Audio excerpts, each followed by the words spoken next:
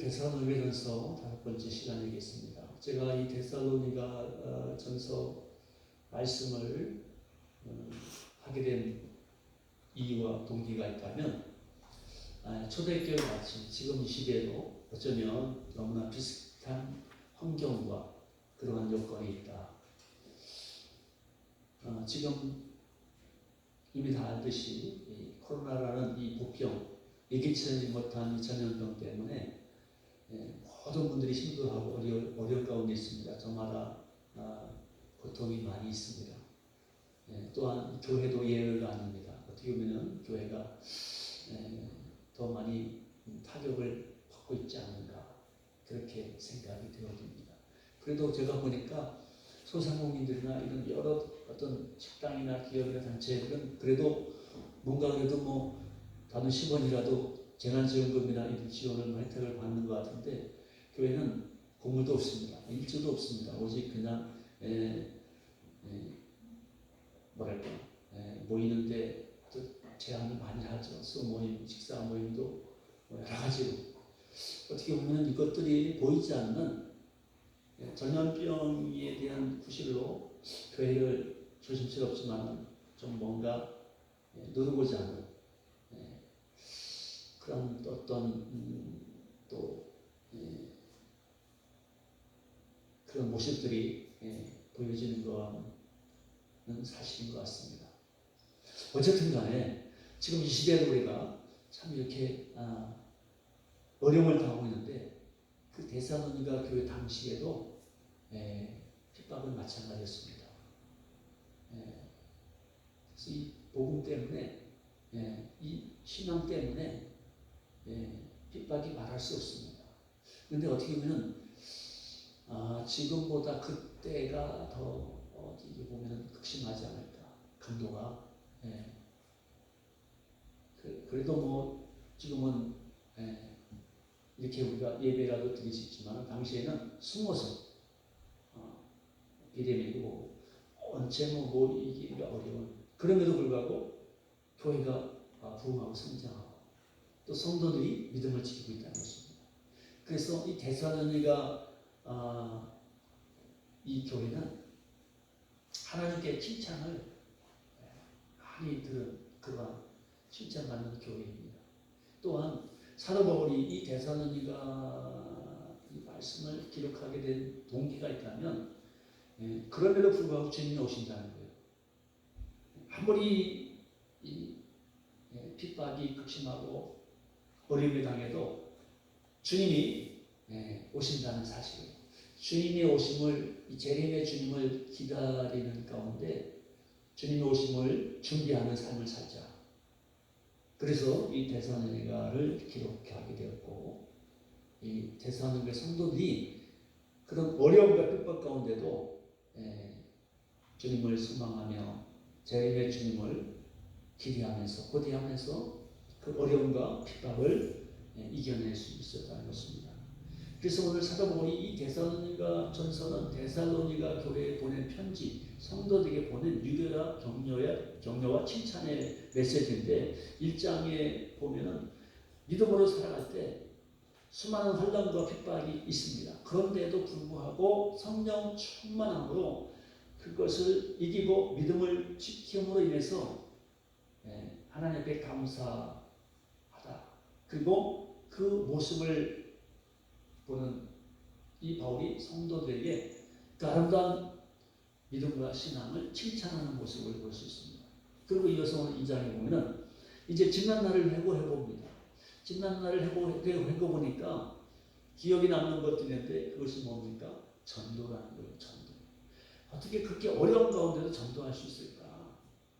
전도를 포기하지 않는, 중단하지 않는 그런 가운데도 핍박이 극심하면 할수록 정말 복음을 전하는 그 모습들을 보면서 사도 바울은 성도들에게 위로의 편지, 그리고 감사의 메시지를 보내고 있습니다.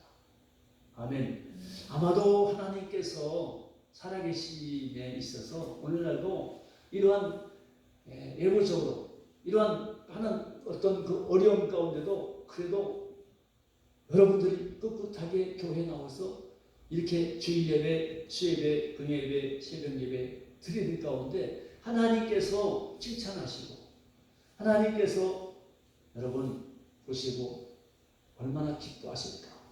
할렐루야. 어떤 분이 그러더라고요.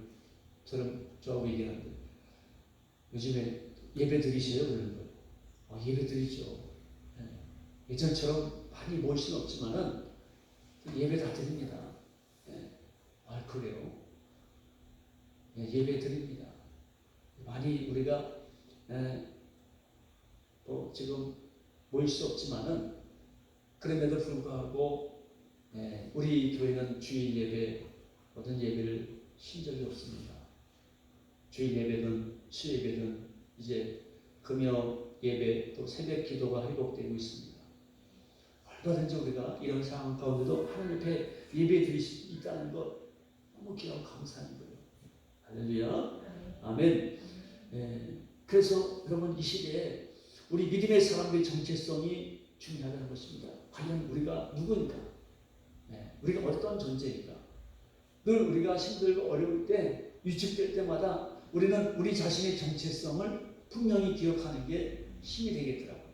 우리는 어떠한 상황 가운데도 하나님의 자녀가 틀림이 없는지 믿습니다. 아무리 핍박이 극심할지라도 고난이 먼저 올지라도 세상이 변할지라도 세상이 달라져도 저와 여러분은 하나님의 자녀 있습니까? 하나님의 자녀예요. 그건 변함이 없는 사실이에요. 하나님의 자녀, 왕같은 제사장이지 않습니까?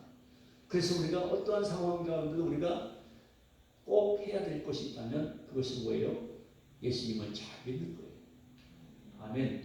예수님 잘 믿자. 예수님 잘 믿으시라.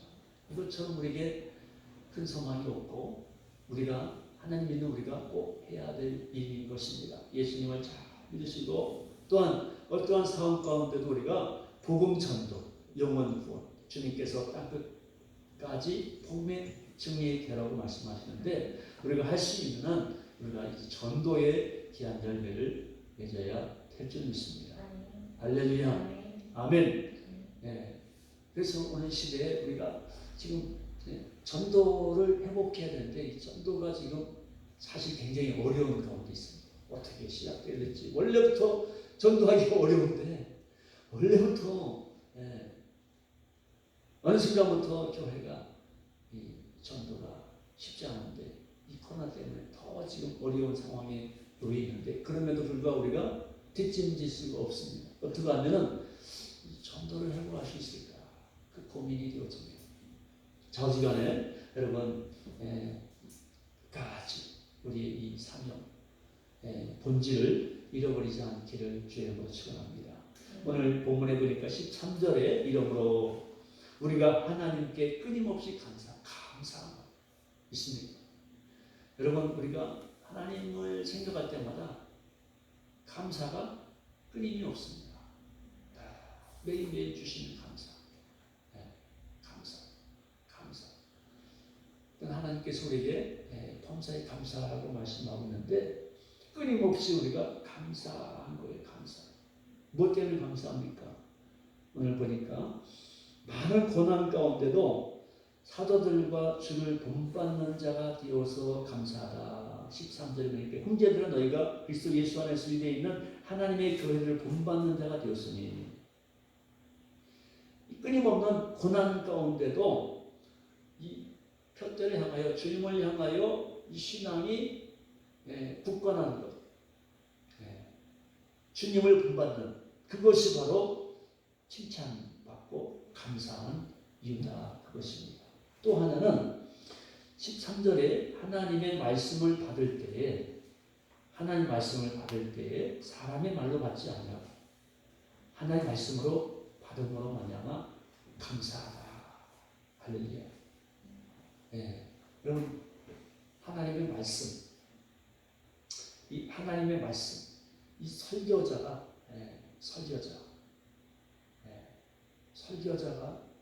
하나님의 말씀을 전할 때 이 말씀을 사람의 말로 받지 않고 하나님의 말씀을 받음으로 말미암아 이 사도 바울이 데살로니가 교회 성도들에게 끊임없이 감사하다는 것입니다.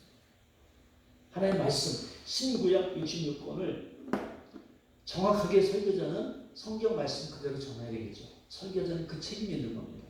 이 성경 말씀을 왜곡하면 안 되죠. 예. 예. 성경 말씀을 뭐 지나치게 과장되게 과대하게 포장할 것도 필요 없지만은 왜곡하고 이 말씀을 말씀대로 전하지 않으면 그 설교자에게 또 책임이 있는 것입니다. 또한 이 설교자가 하나님의 말씀을 증거할 때 이 말씀을 하나님의 말씀으로 받아들이는 사람이 하나님께서 축복하시고 하나님이 그 말씀을 통해서 역사한다는 것입니다. 할렐루야. 그래서 하나님의 말씀으로 받는다. 아멘. 하나님의 말씀으로 받는 거예요. 사람의 말로 받지 않아요. 하나님의 말씀으로 받는 거예요. 말씀을 전하는 자는 사람의 말로 전하지 않고 하나님의 말씀만 또 전해야 되겠죠. 그래서 갈라디아서 1장 8절의 말씀이 있는데 우리 같이 한번 읽어보겠습니다. 갈라디아서 1장 8절. PPT가 안 되어 있네요. 중요한 말씀인데 갈라디아서 1장 8절인데 성경 있으시면 한번 찾아보시면 좋겠고 없으면 제가 말씀을 읽어드리겠습니다. 갈라디아서 1장 8절에 그러나 우리가 혹은 하늘로부터 온 천사라도 우리가 너에게 전한 복음 외에 다른 복음을 전하면 저주를 받을지어다. 이게 뭐예요? 설교자, 말씀을 전하는 사람, 전도자에게 주시는 하나님의 교훈이 뭐예요? 하늘로부터 천사를 할지라도 다른 복음, 하나님이 우리에게 주신 복음 위에 다른 복음을 전하면 그 사람에게 저주가 있다는 것입니다. 그래서 우리 설교자는 온전히 하나님의 그 순수한 말씀만 전파해야 되는 것입니다. 아멘. 여러분 우리 주변에 이단들이 많이 있잖아요. 사이비 많이 있어요. 사이비 교주들이 얼마나 많습니까? 그분들의 특징은 뭐예요? 다른 복음을 전하는 거예요. 자기 복음을 전합니다. 그래서 이단이고 결국은 하나님으로부터 책망과 저주를 받게 될 것입니다. 자, 그래서 말씀을 듣는 성도들도 말씀을 사모함으로 잘 들어야 줄 수 있습니다. 그래서 때는 육의 음식보다 영의 양식을 더 사모할 수 있기 바랍니다. 우리는 이 먹는 거에 대해서 어떻게 보면 지나치게 탐욕이 있지 않습니까? 과식도 하고 어떤 사람은 좋은 음식을 먹기 위해서 차를 타고 2시간도 막 가서 맛집을 다니면서 식사를 하더라고요. 뭐 나쁜 거 아닙니다. 그렇죠? 그러나 우리가 믿음의 삶을 살아갈 때 이렇게 세상의 육신의 어떤 음식을 그렇게 찾아다니면서 좋은 것을 섭취하는데 과연 그만큼 영의 양식이라는 이 하나님의 말씀을 얼마나 우리가 가까이 하고 말씀을 읽거나 묵상하거나 좀 말씀대로 우리가 살아가는가. 그래서 생각하면은 우리가 좀 하나님 앞에 어떻게 보면 좀 부끄럽지 않을까 그렇게 생각이 됩니다. 욥기서의 22장 12절에 보면은 욥기서 22장 12절에 내가 그의 입술의 명령을 어기지 아니하고 정한 음식보다 그의 입술의 말씀을 귀히 여겼다 라고 말씀이 나옵니다. 정한 음식보다 어떤 맛있는 음식보다 세상의 어떤 그 음식보다 이 하나님의 말씀 입술의 말씀을 귀히 여겼다. 그 욥이 고백을 합니다. 그리고 또한 시편에 보면은 시편 119편 14절에 내가 모든 재물을 즐거워할 것 같이 주의 증거들의 도를 즐거워하였나이다 라고 말씀하십니다. 내가 모든 재물을 즐거워한다. 재물이 뭐예요? 한마디로 쉽게 말하면 돈이잖아요. 돈. 네. 돈을 너무 즐거워하는데 그거보다는 주의 증거들의 도를 즐거워하라. 주의 증거의 도는 뭐예요? 도, 말씀입니다. 말씀을 더 즐거이 하라. 또한 시편 119편 72절에 보니까 주의 입의 법이 내게는 천천 금은보다 좋으니이다. 아멘. 이 성경 말씀이 그렇게 우리에게 이 귀한 말씀, 영의 어떤 양식, 보약과 같은, 비타민 같은, 엑기스 같은 이 말씀이라는 거예요. 그래서 이 주의 말씀을 조용히 움직이려고 내가 새벽 얘기 눈을 떴다라고 시편 기자가 119편 148절에 말씀합니다.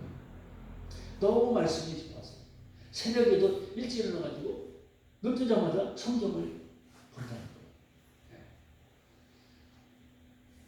그래서 우리가 때로는 정말 이 말씀을 깊이 묵상하는 가운데 때로는 지금도 전폐한다 할까 모든 것을 뒤로 미루고 좀 말씀을 좀 깊이 좀 볼 수 있는 저도 너무 부끄럽습니다. 정말 이 말씀을 좀 깊이 보고 말씀을 좀 더 연구한다 할까 말씀을 많이 이렇게 봐야 되는데 좀 그렇지 못할 때가 너무 많이 있습니다. 어쨌든 간에 우리는 이 육의 양식도 귀하지만은 우리의 신앙의 믿음의 영적인 건강을 위해서 이 성경 말씀을 많이 여러분이 묵상하시고 또 읽고 이 말씀을 여러분 실천할 수 있기를 주의 이름으로 축원합니다. 14절에 보니까 14절에 하나님의 말씀에 순종하다가 고난을 받게 되면 그것이 당연하다는 것입니다. 14절 중반에 그들이 유대인들에게 고난을 받은 것 같이 너희도 너희 동족에게서 동일한 고난을 받았느니라. 누구 말씀이에요? 예수님, 바울, 수많은 사람들이 이야기합니다. 예수님도 동족에게 고난받았거든요. 바울도 저 멀리 이방 나라 어디 전혀 모르는 사람 아니고 가장 가까운 동지, 동료, 동족에게 고난을 받았다는 것입니다. 뭐 때문에? 하나님의 말씀에 순종하고 복음을 전하라. 그런데 오늘 성경 보니까 너희 동족에게서 동일한 고난을 받는다. 이것은 고난을 전제 조건으로 그러니까 고난이 당연하다, 마땅하다는 것입니다. 할렐루야. 여러분이 복음을 전할 때는 이 핍박이 얼마나 많으시나요? 고난을 당하고 억울한 박해를 받는데 하나님께서는 그 복음을 전하고 말씀을 하다 고난받을 때 하나님께서 그 고난을 통해서 영광을 받으시고 그 고난이 오히려 유익이 되게 하신다는 거예요. 아멘. 네. 아멘. 데살로니가 교회가 세워지자 동적인 헬라인들이 먼저 핍박을 합니다. 다른 복음을 전한다고. 그들이 생각할 때 다른 복음은 뭐예요? 이 고정관념 때문에 하나님의 아들 예수 그리스도를 그들이 믿지 않는 가운데 예수님의 말씀을 전하는 것마다 다른 복음이다. 네가 무슨 하나님의 아들이다. 그래서 예수 믿는 사람들을 동일하게 핍박하고 고난한 것이거든요. 근데 여러분 예수님 다른 복음을 전하는 것이 아니에요. 하나님의 복음을 전하는데 이 유대인들과 그 당시에 그 헬라인들이 핍박을 하는 것입니다. 정죄하는 거예요.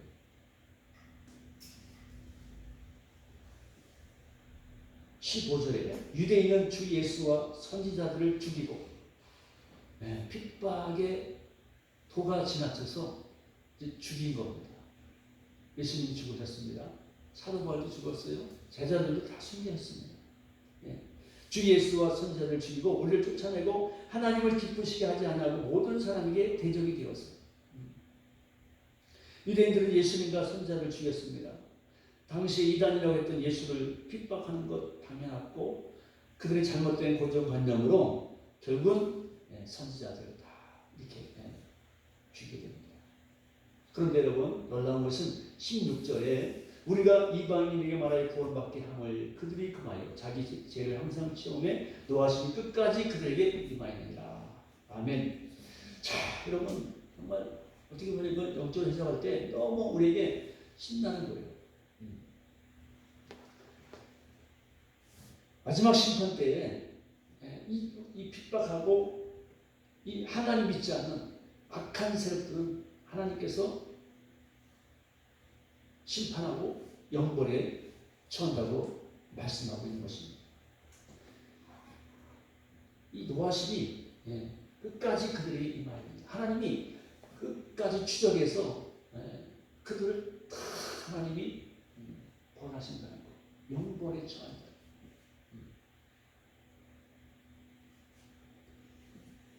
여러분 오늘 말씀을 여기서 마무리하겠습니다. 그래서 디모데후서 3장 12절에 그리스도 예수 안에 살고자 하는 자는 박해를 받으리라 라고 말씀하십니다. 우리가 예수님 안에서 살고자 할 때 오히려 박해를 받는 것이 마땅하다.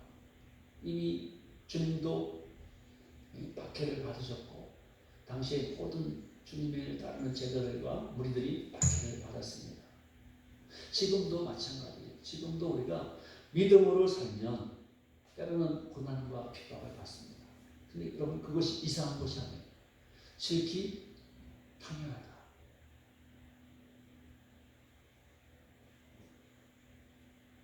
우리가 세상 죄를 짓지 않고 말씀 때문에 말씀을 지키다가 사는 것 때문에 핍박받는다는 것은 오히려 그것이 당연한 거고 오히려 우리가 하나님 앞에서 감사할 수 있기를 바랍니다.